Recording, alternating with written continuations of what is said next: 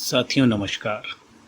साथियों, आज से करीब 14 अरब साल पहले हमारी यूनिवर्स का निर्माण हुआ, वैज्ञानिक ऐसा मानते हैं।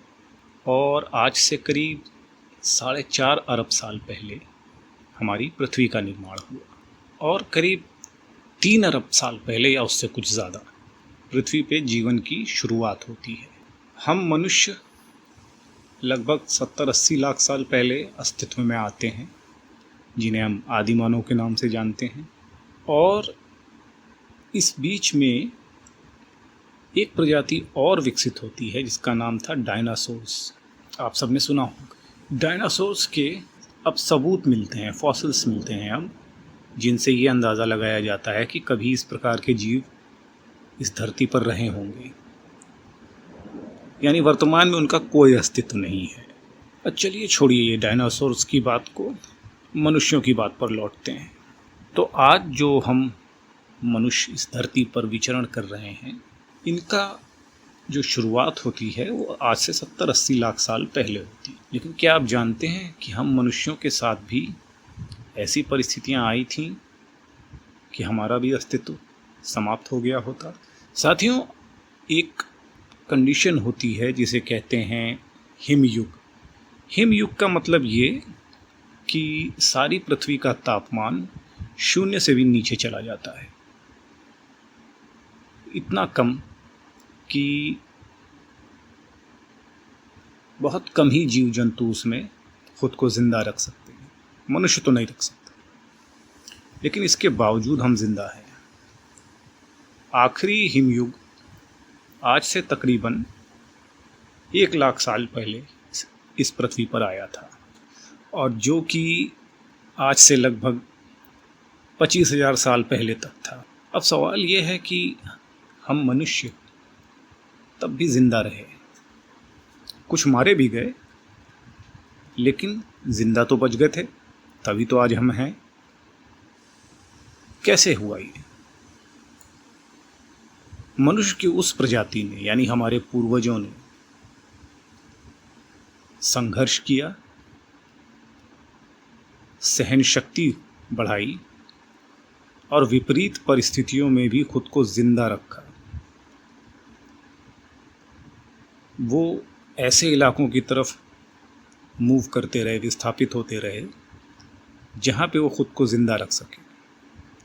अब जाहिर है इसमें उनको अपनी तमाम आदतें भी बदलनी पड़ी होंगी, खाने पीने की आदतें, रहने की आदतें, तभी तो जी सकते थे।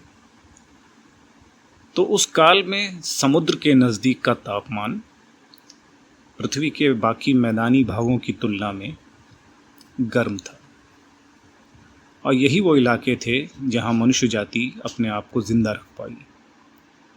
हालांकि यहाँ भी माहौल कोई बहुत अच्छा नहीं था, लेकिन फिर भी उन्होंने खुद को ज़िंदा रखा, और हम उन्हीं के वंशज हैं। अब सवाल ये है कि मैं ये सब बातें आपसे क्यों कर रहा हूँ, बताता हूँ।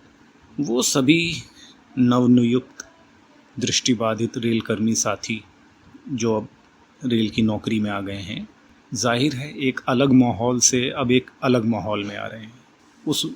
इससे पहले की जो परिस्थितियाँ थीं वो कुछ और थीं, अब कुछ और है, और आपको तरह तरह की परेशानियों का भी सामना करना पड़ेगा, बहुत कुछ नया सीखना पड़ेगा, बहुत कुछ छोड़ना पड़ेगा, यानी कि अपने आप को सरवाइव करना पड़ेगा, जैसे हमारे पूर्वजों ने किया। और अगर हमारे पूर्वज कर पाए तो हम भी तो उन्हीं के वंशज हैं, और परिस्थितियाँ उतनी बुरी भी नहीं हैं।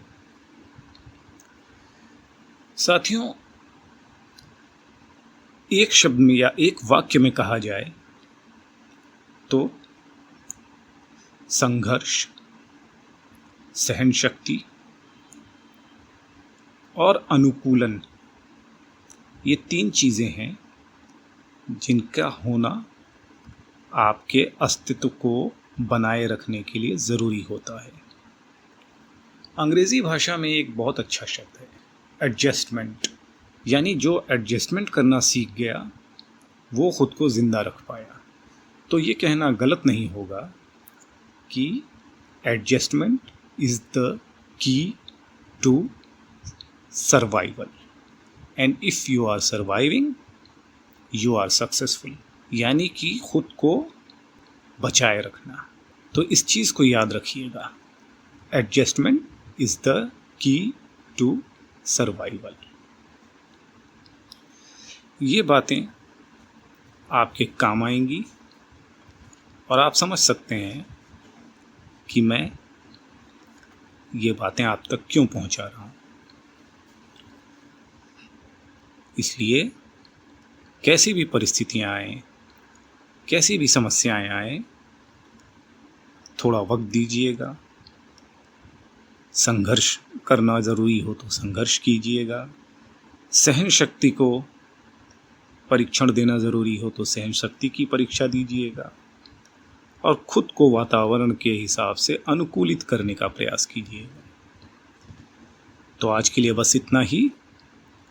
जल्द ही मिलूँगा अगले एपिसोड में। लाइक, शेयर और सब्सक्राइब करना ना भूलें और कमेंट करना भी ना भूलें। और हाँ, अपना ख्याल रखिएगा। बहुत बहुत धन्यवाद हमसे जुड़े रहने के लिए। मिलते हैं अगले एपिसोड में।